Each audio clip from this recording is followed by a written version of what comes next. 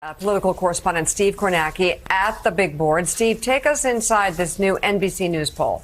Yeah, some interesting ingredients that go into what you're seeing here. Harris with a 5-point advantage in our poll nationally over Donald Trump. The big picture, of course, is, look, we've been polling the 2024 race for a while now. This is the first one that NBC has polled with a Harris-Trump matchup. All of the previous polls we did were Biden versus Trump. And going back a year, all of those Biden-Trump polls, 4 of them Trump had the lead in. 1 of them was tied. So big picture here. This is an illustration of how much the race has sort of transformed over the last 2 months. Now, take a look in terms of what goes into that advantage for Harris in this poll. 1, a gender gap. You're seeing here among men, Trump with an advantage. That's a 12-point advantage for Trump. Among women, 58-37. That is a 21-point advantage for Kamala Harris. What that adds up to is 21 and 12, a total gender gap of 33 points. Now, if anything like that materializes on Election Day,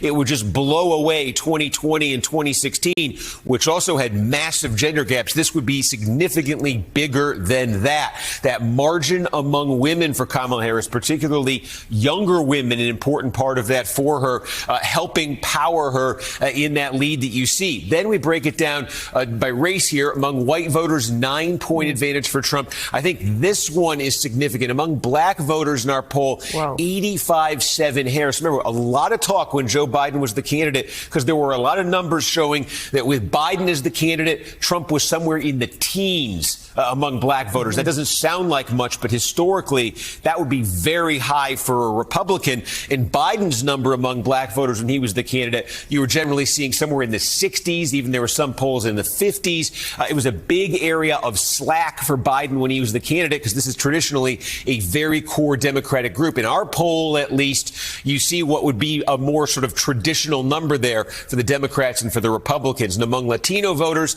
Harris with a 19-point advantage. Again, that would be lower for Democrats than they typically get among Latino voters. But again, it is an improvement from where Joe Biden was running. So that helps add up to that lead that you see there for Kamala Harris. Also, take a look at this. The image of Kamala Harris since she became the candidate. This is just asking folks, do you have a positive or negative view? And you can see Harris, 48%. A couple things stand out. She's the only one above water. It's slightly, but higher positive than negative. Everyone, you see this, I should say, Walz is as well here. But Harris, the highest number there at 48% above water. You see Trump at 53. The key, though, is when Harris got in this race just before, we asked the same question about her. Her positive score, this was back in July in our poll, was just 32%. So it's gone from 32 to 48 since she became a candidate. You know, Trump's number more flat. We're kind of used to seeing that for him. So a big jump there for her.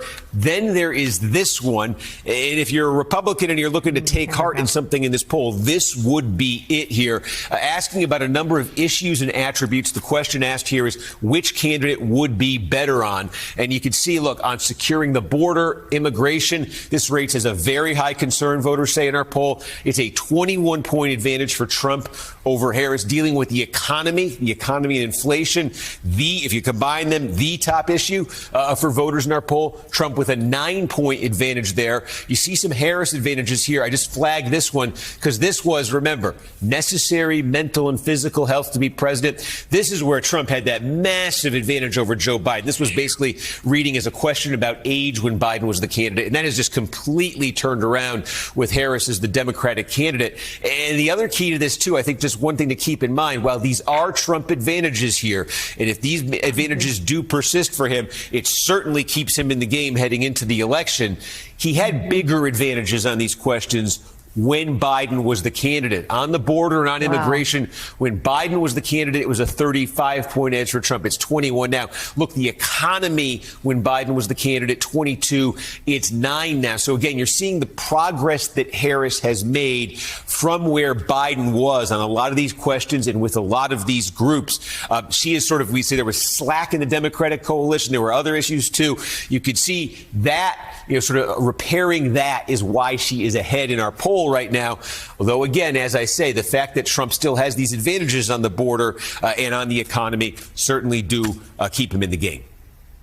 Steve, it's interesting. I mean, you look at the question about the health, the necessary mental and physical health. A 49-point shift there. I want to bring up another issue, though. I laughed when I saw it because for some reason I don't know why people who take polls before elections undervalue certain issues that end up having a huge impact and overvalue others. I will tell you, as you know better than me, the border has always like in 2018, Republicans ran on it. 2020, they ran on it. 2022, they ran on it. They demagogued it. Looked like a huge issue.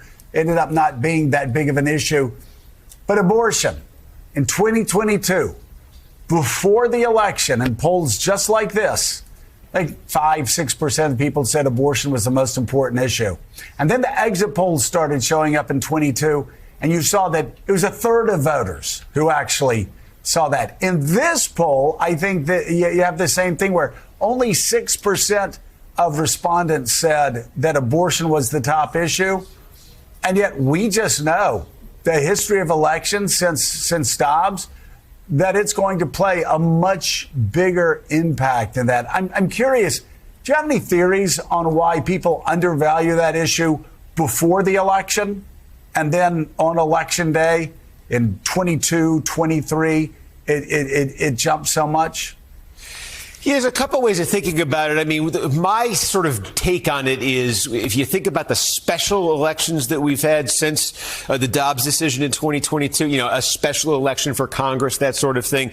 Remember, there was a big one on Long Island earlier this year, Tom Suozzi, the Democrat, winning.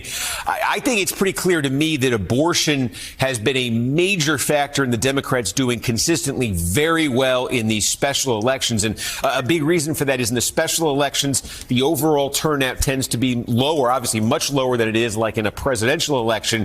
And so abortion becomes a big motivating factor that I think disproportionately gets Democratic voters out to the polls in these special elections. And I think it's a big reason why the Democrats have had success in the special elections. The question it raises, though, is obviously when you get to a presidential election, now you're talking, 140, 150, maybe 160 million people voting in a presidential election.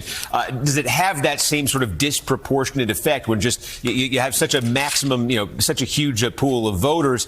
And the other cautionary note I always just say about abortion, because I'm still sort of processing, I think, the politics of this too myself. But one thing that is in my mind, at least a little bit in 2022, I think of Georgia a lot. If you remember Georgia in 2022, Brian Kemp, the Republican governor, got reelected by 8 points. Herschel Walker, Trump's sort of handpicked candidate for the U.S. Senate in Georgia, was defeated as they both ran on the same ballot, two Republicans, different results. And it does stick out in my mind that, in the post-Dobbs world, it's the governor who has more power on this question of abortion than the U.S. Senator. It's the states who are setting the laws right now.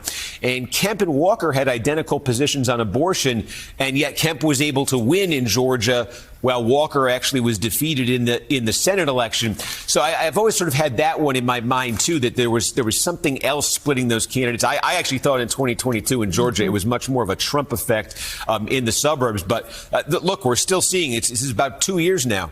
The exact effects of this Dobbs decision, how they reshuffle things, do they motivate one particular group, young women maybe, still sort of sorting it out. But it's a major variable, obviously, heading into this one. Yeah.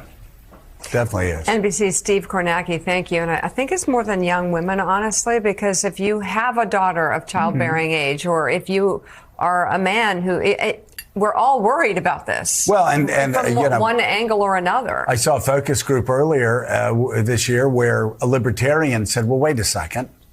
If I don't trust the federal government to handle my money, my health care, all these other things, why do I trust the federal government to handle and control a woman's body? To save my daughter's life. As libertarians said, which means it will soon be my body and men's body. So it is, again, it's a concern for a lot of people.